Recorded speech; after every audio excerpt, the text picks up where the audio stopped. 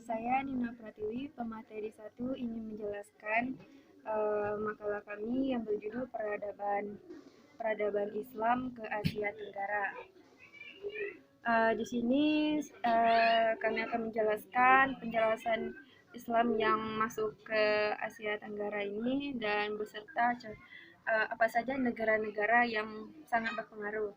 Dan terlebih dahulu yang harus kita ketahui itu adalah Islam adalah agama yang pada saat ini sudah menyebar ke seluruh benua dan negara yang ada di permukaan dunia ini.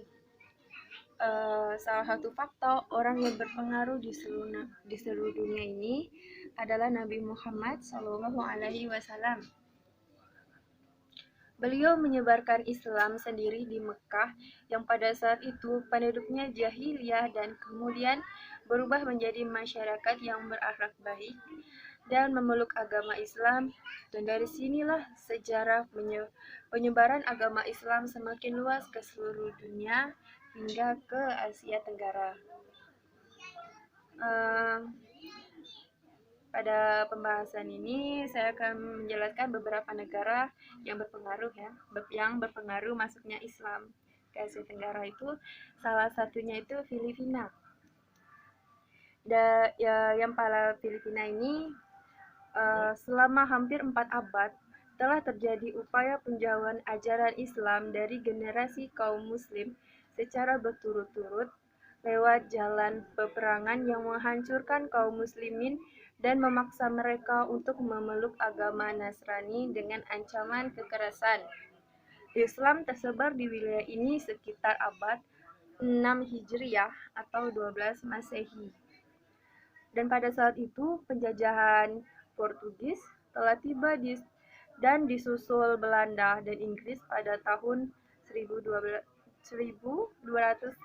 Hijriah atau 1796 Masehi. Dan ada lagi nih Thailand.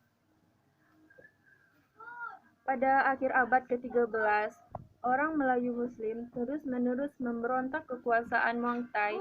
Contoh peradaban Islam yang terbawanya yaitu salah satunya itu terdapat 2000 masjid di Bangkok, diterbitkan majalah Islam Rabitat oleh golongan tradisional dan ortodoks, dan terakhir itu diterbitkannya jurnal Al-Jihad oleh golongan modern.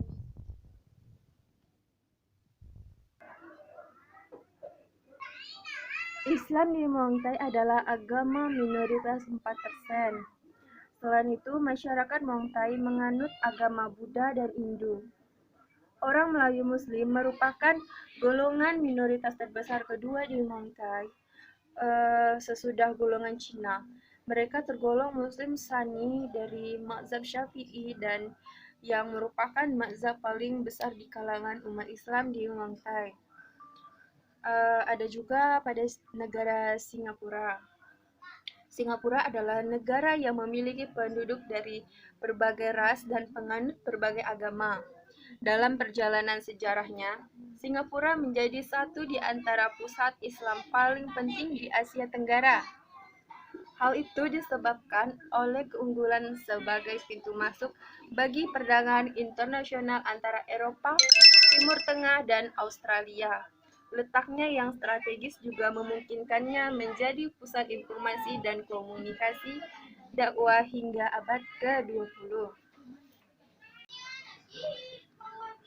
Oke, itu ada beberapa negara yang sedikit saya jelaskan, dan dilanjutkan oleh pemateri kedua yaitu Saudari Ririn Ratulaini.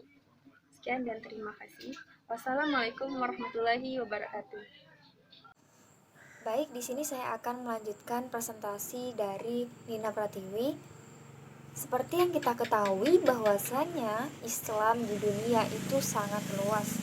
Salah satunya yaitu di peradaban Islam di Asia Tenggara. Oke. Selanjutnya yaitu di Malaysia. Di Malaysia itu terdapat kerajaan federal yang terletak di Semenanjung Malaka dan sebagian di Kalimantan Timur, yang mana mayoritas penduduknya itu beragama Islam. pusat penyebaran Islam di sana itu melihat kepada 3 aspek utama. Yang pertama ekonomi, yang kedua politik, dan yang ketiga sosial. Yang mana 3 peluang ini menjadi 3 aspek ini menjadi peluang utama bagi para penyebar atau bagi pendakwah Islam di sana gitu. Selanjutnya yaitu di Indonesia. Ketika Islam datang atau masuk di Indonesia, berbagai agama atau kepercayaan Indonesia itu banyak sekali. Seperti animisme, dinamisme, Hindu, Buddha sudah melekat kepada masyarakat Indonesia. Dan Islam masuk ke Indonesia bukan dengan cara penjajahan atau peperangan, melainkan dengan cara damai. Seperti di dalam Al-Quran surah Al-Baqarah ayat 256 yang artinya tidak ada paksaan dalam agama. Itu adalah menjadi prinsip para penyebar dan pendakwah tentang Islam begitu. Selanjutnya yaitu di Myanmar, banyak sekali komunitas religius ya di sana. Sementara Islam di sana sangat sedikit seperti itu. Seperti Buddha sendiri itu mencakup 89,9%, Kristen 6,3% dan Muslim 2,3%. Sangat sedikit ya teman-teman.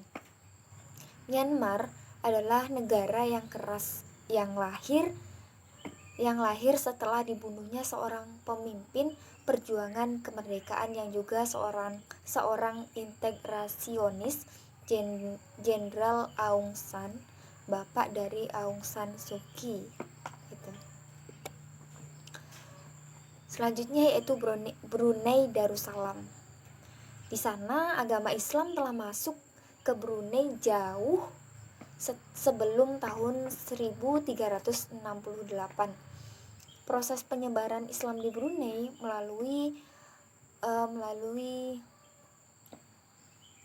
melalui perdagangan, perkawinan, dan dakwah. Yang pertama yaitu melalui perdagangan, yang mana Portugis dan Arab merupakan golongan yang memainkan peranan penting dalam menyebarkan Islam di sana.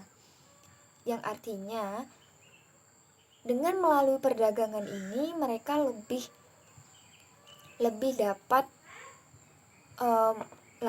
dapat memberikan pemahaman kepada masyarakat di sana tentang Islam, seperti itu. Lebih mudah di dalam perdagangan. Yang kedua yaitu perkawinan. Perkawinan Syarif Ali dan Putri Raja Brunei dianggap telah banyak memberikan sambungan kepada perkembangan Islam di Brunei. Dan melalui para para pendakwah kegiatan Islam oleh pendakwah Islam sangat dianggap berpengaruh mulai dari abad ke-10. Mungkin hanya itu yang dapat kami sampaikan. Kurang dan lebihnya kami mohon maaf. Mudah-mudahan apa yang kita sampaikan dan apa yang teman-teman dengarkan dan pelajari dapat bermanfaat bagi kita semua. Amin. Mungkin hanya itu. Wassalamualaikum warahmatullahi wabarakatuh.